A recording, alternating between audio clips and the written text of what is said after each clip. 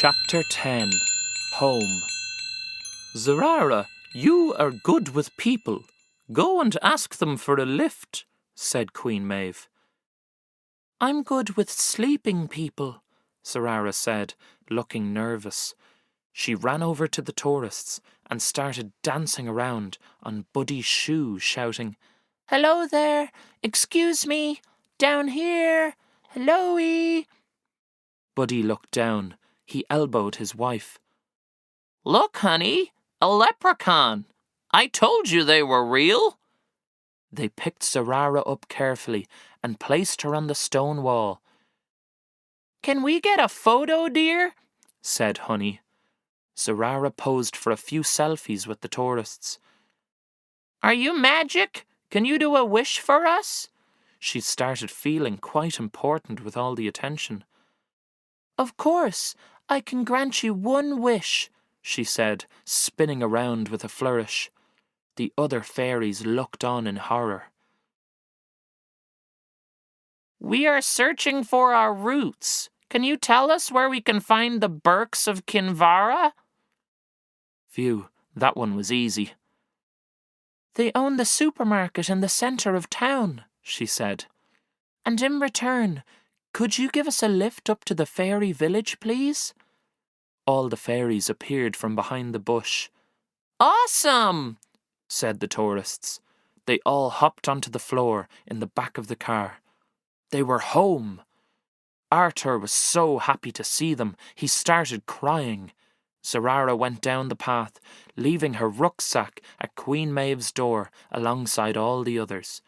Finally, she was back at her newly decorated house. With a big smile, she flopped into bed. Fairy flicks would have to wait. That evening, when the sun went down, Zarara and all the local fairies gathered for a celebration in the round field. King Dagda started a fire right in the middle. Jenny laid out her best tablecloth on a large rock and piled it high with goodies. Mini pizzas, cheesy biscuits, brownies, flapjacks, rocky road, and a large tower of beautifully decorated fairy cakes. Everyone wore their best party clothes, and the pixies brought their fiddles, box, and bowron for a long session of dancing and celebration. The moon was full, and Zarara was wondering if Queen Maeve had made the dust to sprinkle on them. Zarara performed her high-wire routine along a piece of baling twine tied between the bushes, high above the fire. Then Laura brought on her newest act, the performing field mice. Zarara knew it had been very hard to train them, as field mice have a very nervous nature, but they were happy to do anything for nuts. They trotted around in a circle, decorated with feathers on their heads, and turned in a row to bow to the king and queen who were sitting on their high hazel thrones. Everyone clapped. The mice got a fright, grabbed a few bites from the cupcakes, jumped over the wall, and ran away. King Dagda set off his famous fireworks that he saved for special occasions. The fireworks flew high up into the air, and the black sky was suddenly full of colourful stars.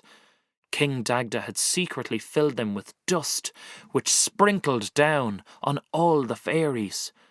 Zarara flew up into the air. "Hooray! My wings are working!"